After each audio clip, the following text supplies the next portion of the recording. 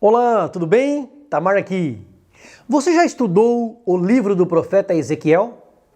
Como compreender este livro complexo, escrito quase 600 anos antes de Cristo? Estamos começando hoje uma série onde o foco é justamente esse. Esse livro bíblico é muito profundo e tem um conteúdo riquíssimo. Quando foram entregues as profecias da primeira e da segunda parte do livro de Ezequiel? O que os pronunciamentos de Deus Jeová sobre as nações vizinhas de Israel revelam? Onde a Bíblia descreve a função do atalaia? O título Filho do Homem nos faz lembrar o quê? Você é um atalaia?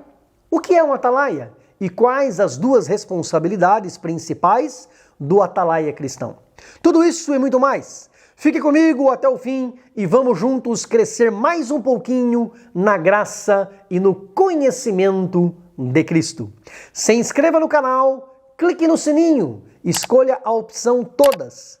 Já deixe o seu like, o seu gostei e compartilhe com todos os teus contatos. Deus te recompensará. Vem comigo!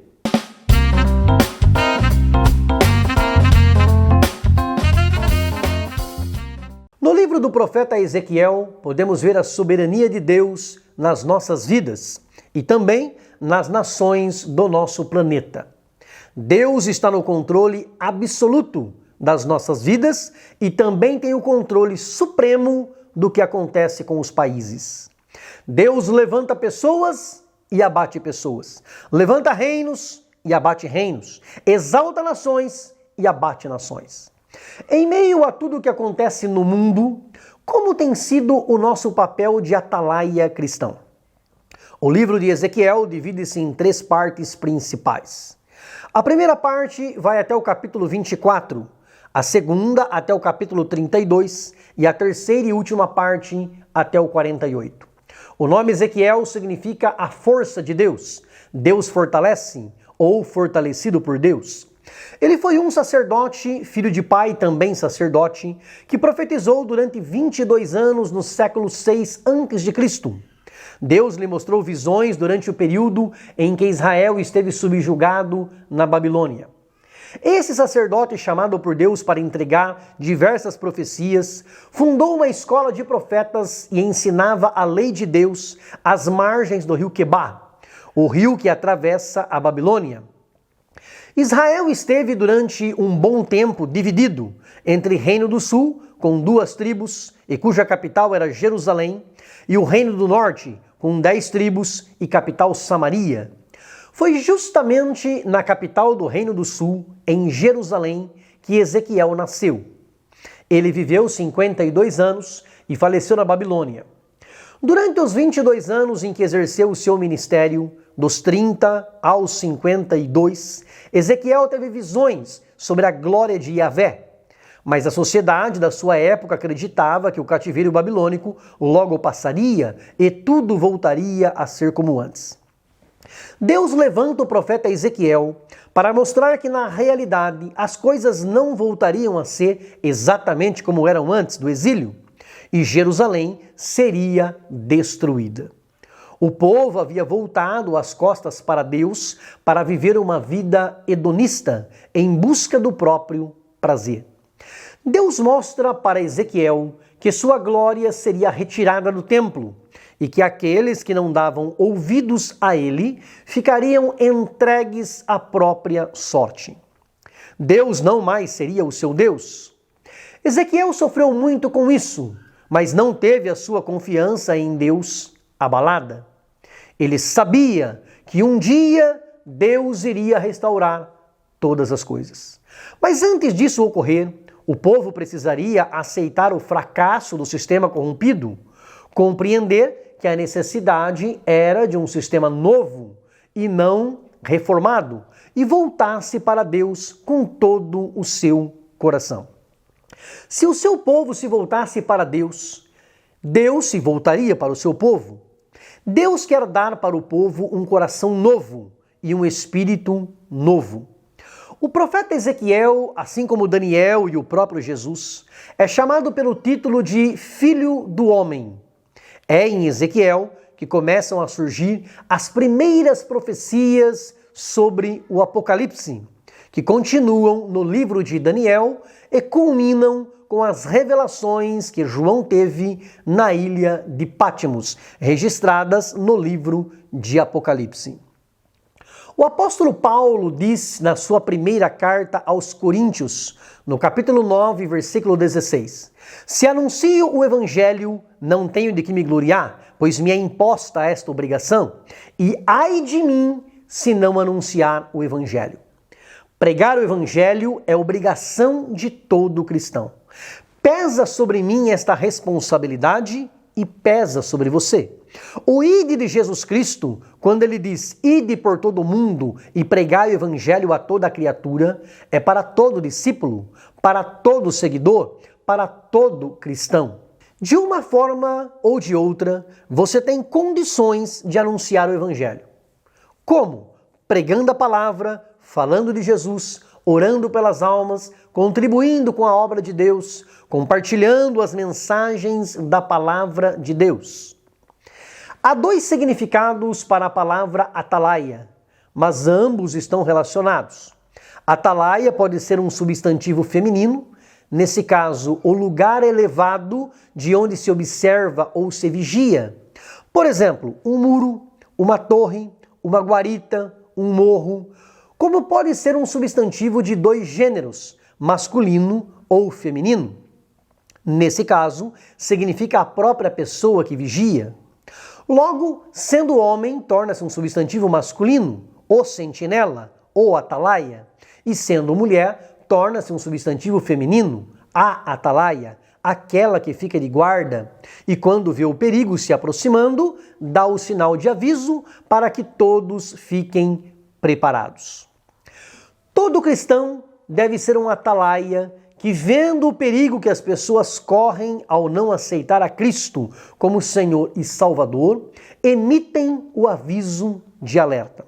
Como atalaias de Cristo, devemos guardar a doutrina do reino dos céus, cuidar das almas, anunciar o julgamento e o juízo de Deus e o evangelho da salvação. Precisamos cumprir o nosso papel de atalaia, emitindo o sinal de perigo para o mundo. Se a pessoa que ouve o sinal decide ignorá-lo, Deus não cobrará de nós, porque cumprimos o nosso papel. Mas se não avisarmos os desavisados do perigo espiritual que eles estão correndo, vivendo à mercê de Deus, distantes de Deus, e se o perigo vier e se eles se perderem para sempre, Deus cobrará de nós porque não fizemos o que deveríamos ter feito. Você, meu querido, deve ser um atalaia. Você, minha querida, deve ser uma atalaia nas mãos de Deus. O livro do profeta Ezequiel começa com a primeira visão dos querubins. Deus lhe mostrou a sua vocação e ele viu o rolo de um livro. Depois dessa visão dos querubins, Ezequiel ficou 7 dias pasmado. Tão esplêndida foi a visão que ele teve. Eu já fiz um vídeo, e está aqui no canal, sobre a real aparência dos anjos, onde aparece uma representação gráfica da aparência real dos querubins que Ezequiel viu, conforme a descrição bíblica. Se você nunca viu, você pode se surpreender. É muito interessante, mas sem dúvida nem chega perto da glória desses seres angelicais. 7 dias depois, Deus disse para Samuel que o havia chamado para ser um atalaia para Israel. Deus falaria com Ezequiel e este, por sua vez, avisaria ao povo dos avisos de Deus. A missão de Ezequiel como atalaia era avisar o povo, acreditando ou não, dando ouvidos ou não.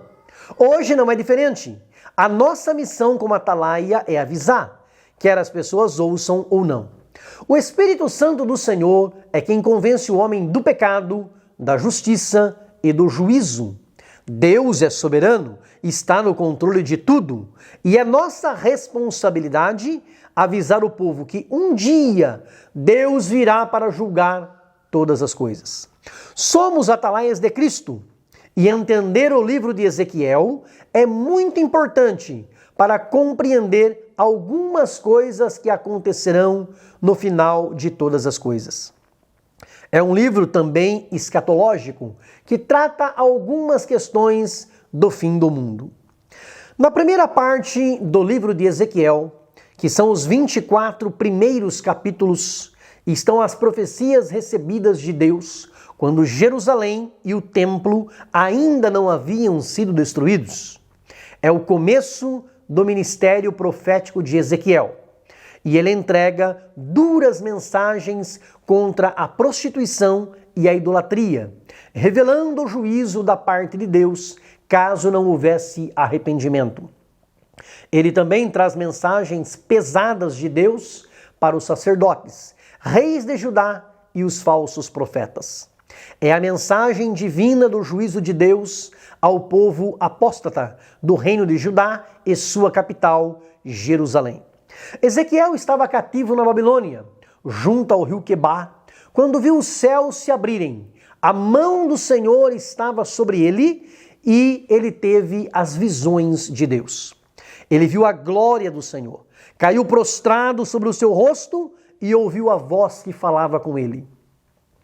Na segunda parte do livro, as mensagens de Deus são direcionadas para outros povos, já que Deus não é apenas Deus de Israel, mas de todos os povos, tribos, línguas e nações. Toda a terra é do Senhor.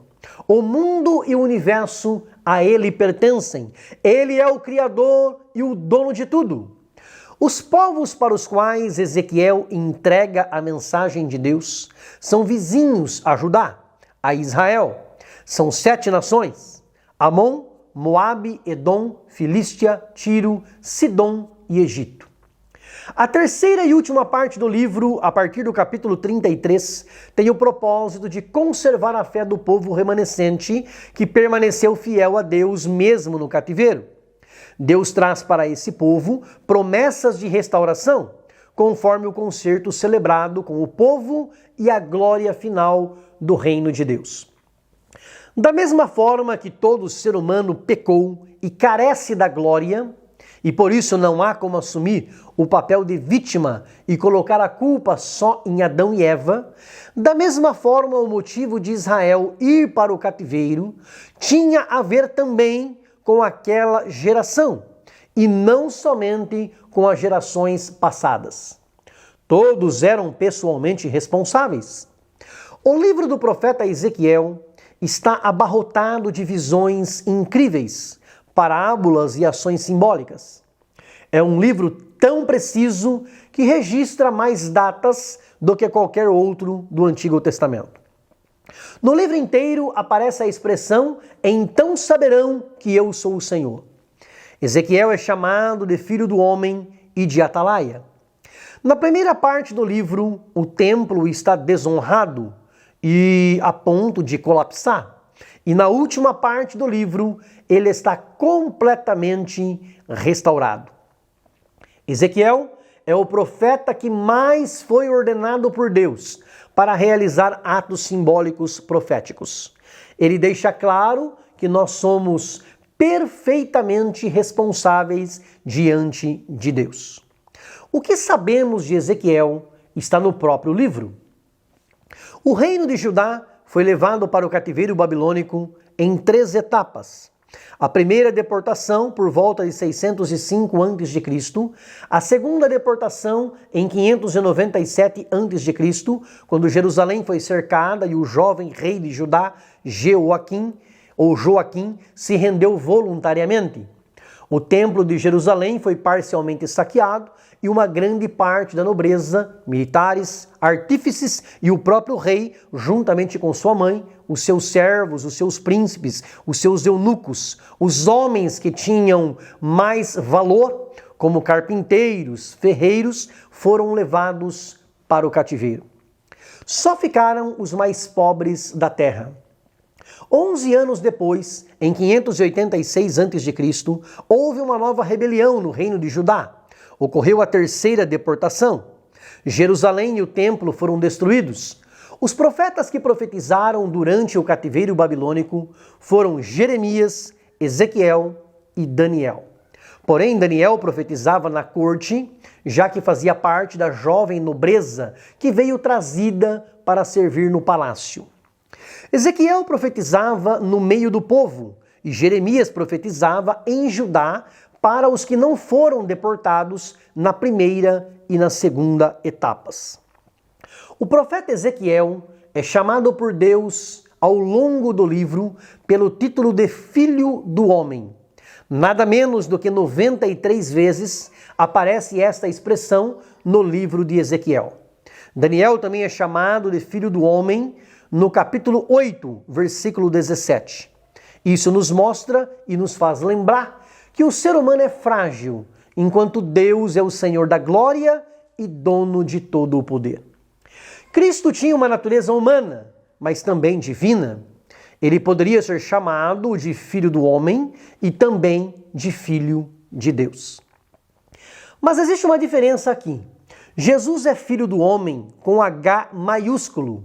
Ele é o Filho do Homem lá de cima. Enquanto Ezequiel e Daniel foram chamados de Filho do Homem com H minúsculo, Filho do Homem da terra. Deus sabia com antecedência que o povo não daria ouvidos a Ezequiel, porque era um povo teimoso, rebelde e obstinado de coração. Mas mesmo assim, Deus não deixou de falar com o seu povo. No capítulo 2 e versículo 5, Deus disse para Ezequiel, quer eles ouçam, quer deixem de ouvir, porque são casa rebelde. Eles hão de saber que esteve no meio deles um profeta. Deus levantou o seu profeta, seu atalaia, Ezequiel, e levantou eu e você, também como atalaias de Cristo, para avisarmos o mundo que Jesus Cristo está voltando para buscar a sua igreja. Nós somos os atalaias do Novo Testamento para proclamarmos o evangelho puro e genuíno de Jesus Cristo, anunciar a graça salvadora de Jesus e declarar que só Jesus é o caminho, a verdade e a vida. A mensagem da cruz que pregamos alcança cristãos e não cristãos, discípulos de Jesus e quem ainda não é discípulo de Cristo. As duas responsabilidades principais que temos como cristão. Primeiro, cuidar da nossa própria salvação. Pois de que adiantaria ganhar o mundo inteiro e perder a nossa alma? Precisamos permanecer firmes até o fim. E a outra responsabilidade é pregar o evangelho a toda criatura. É fazer a palavra de Deus chegar a todas as pessoas, para não comparecermos diante de Deus naquele dia de mãos vazias. No dia da prestação de contas do que fizemos com os talentos, com os recursos que Ele nos deu para administrar. Vamos espalhar a palavra de Deus. O Deus que falou através do profeta Ezequiel, dizendo, quem ouvir ouça e quem deixar de ouvir deixe, é o mesmo que falou por Jesus, quem tem ouvidos para ouvir, ouça. E esta mesma expressão encontramos também no livro do Apocalipse. Nosso dever é fazer a palavra de Deus chegar até as pessoas. Crer ou não crer, acreditar ou não acreditar, aceitar ou não, isso não é nossa responsabilidade. Cabe a cada um. A Jesus também não ouviram, aos profetas e apóstolos também não. Mas Deus tem levado, nesta geração, tem levantado homens e mulheres para espalhar a sua palavra e vidas têm se rendido aos pés de Cristo e o nome do Senhor tem sido glorificado. Se falamos de Jesus, o Senhor não cobrará de nós, porque o aviso foi dado. Cabe a nós alertarmos também aqueles que conhecem a palavra, mas por alguma razão abandonaram a fé, esfriaram na fé, caíram da graça, cortaram a cruz, pararam no caminho. Deus, em Ezequiel capítulo 3 e versículo 20, diz, quando o justo se desviar da sua justiça e fizer maldade, e eu puser diante dele um tropeço, ele morrerá. Porque não o avisando tu, no seu pecado morrerá, e suas justiças que praticara não virão em memória, mas o seu sangue da tua mão o requererei. Se o justo sair do caminho da justiça, nós temos a obrigação de alertá-lo. Somos todos corpo de Cristo e cada membro desse corpo deve cuidar um do outro. Jesus disse que há mais alegria no céu por um pecador que se arrepende do que por 99 justos que não necessitam de arrependimento. Então, precisamos ir em busca das almas que deixaram a casa e os caminhos do Senhor. Precisamos ir em busca da ovelha perdida. Nós somos atalaias de Cristo, como Ezequiel foi um atalaia para Israel. Continuemos espalhando a semente da palavra de Deus e o Espírito Santo se encarrega de trabalhar cada terra onde essa semente for semeada. Se você concorda que esta mensagem é de Deus, se esta palavra fortaleceu ainda mais a sua fé, dá um like, clica no joinha, escreva no comentário "Eu concordo" e compartilhe com todos os teus contatos para semear a semente do Evangelho. Deus te abençoe, grande abraço, beijo no coração, fica com Deus.